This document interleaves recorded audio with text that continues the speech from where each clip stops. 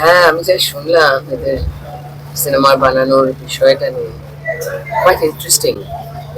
একজন ডাক্তারবাবু তিনি ফান্ডিং করলেন, তার পেশেন্টরা তাকে সাহায্য করেছেন। খুবই আনন্দের খবর। এবং তিনি ভয় পাচ্ছিলেন যে সিনেমা রিলিজ করবেন কি করে। তার মানে কন্টেন্টে নিশ্চয়ই এমন কিছু আছে যেখানে ভয়ের কোনো বিষয় নিশ্চয়ই আছে যেখানে ভয় পাচ্ছিলেন। আমার মনে হয় সত্যি সত্যি সমাজকে ভয়মুক্ত হতে হবে। ভয়মুক্ত হওয়া মানে বিশৃঙ্খলা নয়। ভয়মুক্ত হওয়া মানে নিজের কথা, নিজের বক্তব্য সুন্দরভাবে শান্তভাবে পেশ করা এবং সামাজিক সমস্ত রকম সভ্যতা মেনটেন করে। তো সেটাই এই সিনেমাটা একটা হয়তো নিদর্শন হবে বলে আমার ধারণা। আমি তো সিনেমাটা এখন দেখি, শুধু অনেক করে বললাম যে একটু সমস্ত আর্টিস্টরা, হ্যাঁ, সুদীপটা আর রাজাদার বউরা সব একসঙ্গে হাত ধরতো, আমিও তো ওদেরকেও হাত ধরে নিয়েছি।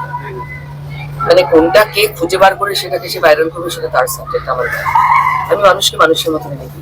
প্রত্যেকের রাজনীতির রং আমি খুঁজি না, পছন্দ করি। ব্যক্তির মতন করে মেশে আমার সঙ্গে। যে ভদ্র ব্যবহার করে সে ভদ্র ব্যবহারই পাবে। রূপাদিত্য আমার ভালো লাগে না বলতে, তবে আমার মনে হয় মা কালী আমাকে বাঁচিয়ে দিয়েছে।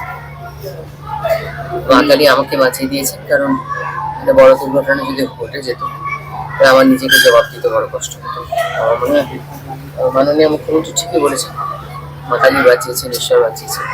হ্যাঁ ঠিক, ঈশ্বরের ক্ষেত্রে আমাকেই বাঁচিয়েছে। আমি এত কথার মারপ্যাচ খেলাম সব পারি না করতে। আমার মনে হয় অন্যায় হয়েছে অনেক বছর ধরে, যেটার একটা ফলাফল বেরোবারই ছিল,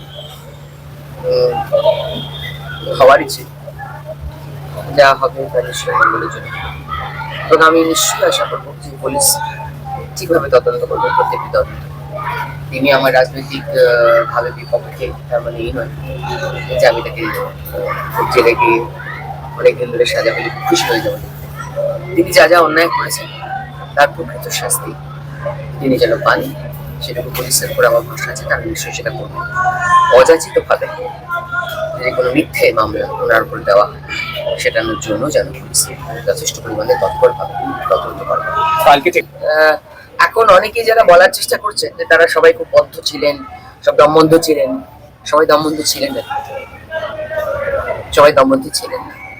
তবে ভালো, যারা এখন যাই বলুন না কেন, সাধারণভাবে মানুষের একটা ভয়মুক্ত পরিবেশ তৈরি হচ্ছে, তবে রাহুলের কেসটা নিয়ে আমরা সত্যি খুব দুঃখিত।